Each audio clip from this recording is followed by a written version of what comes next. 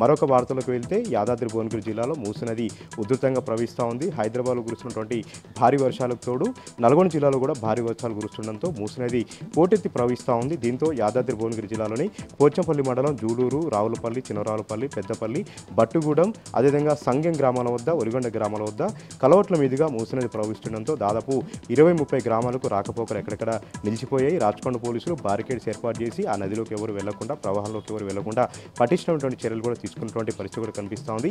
ఇక కేతపల్లిలోని మూసీ ప్రాజెక్టుకి భారీగా వరద నీరు వచ్చేరుతా ఉంది. ప్రస్తుతం 13,000 క్యూసెక్ల నీరు ఇంట్లోకి వస్తుండడంతో 17,000 క్యూసెక్ల నీటిని అవుట్గా వదిలిపెడతా ఉన్నారు. 7 క్రస్ట్ గేట్ల నుంచి 17,000 క్యూసెక్ నీటిని దిగువ ప్రాంతానికి వదిలిపెడుతున్నారు. మొత్తంగా వర్ష బీభత్సం ఇంకా నల్గొండ జిల్లాలో దుఃఖాన్ని మిగిల్చింది. ఇంకా కుదుటపడలేదు. ఎక్కడికక్కడ పరిస్థితులను కూడా ఒక బీతాహ వాతావరణంతో మనకు కనిపిస్తూ ఉన్నాయి. ప్రజలు కట్టుబట్టలతో నిలువునా కూడా అక్కడ ఉన్నటువంటి పరిస్థితి, ఎక్కడికక్కడ కూడా ప్రజలు ఇబ్బంది పడుతున్న పరిస్థితి నల్గొండ జిల్లా వ్యాప్తంగా కూడా ఉంది.